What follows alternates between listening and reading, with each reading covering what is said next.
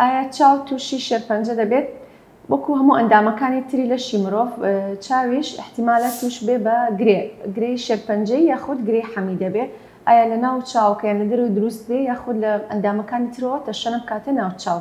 و لە بەرەوەی چاو شوێنێکی نزیکە لە مێشکی مرۆڤەوە، بۆیە ئەگەری تەشەنەکردنی وەرەمەکە بۆ ناو مێشک زۆر نزیکە، بۆیە پێویستە گرنگێکی زۆری پێ بدرێت.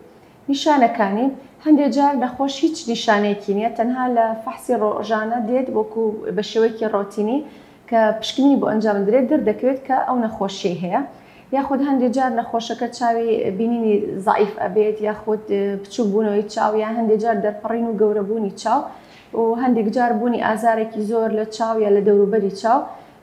هەندێک کەسیش ئەبێتە هۆی خێلی تێیاندا، و لە منداڵاندا هەندێک جارە بێتە هۆی سپیبوونەوەی گلێنەی چاوەکە کە دایک و باوک زیاتر هەستی پێ دەکەن، یاخود لە نەخۆشی گەورە هەست دەکات کە وێنەکان لە دەوروبەری بە دوو دەبینێ، یاخود ئەبێتە هۆی سوربوونەوە ئاسانێکی زۆری چاو.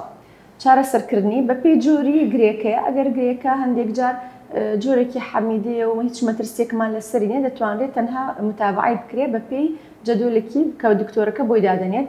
هەندێک جار کە شوبهە و مەترسی شێرپەنجەی لێ بکرێت، ئێمە بە هاوکاری لەگەڵ دکتۆری شێرپەنجە پێویست دەکات کە پلانێکی بۆ دابنرێت، یاخود بە تیشک بێ، یاخود هەندێک جار ناچارە بین کە هەموو چاوەکە بە نەشتەرگەری لا ببرێت و چاوێکی سەناعی لە جێگەی دابنرێت.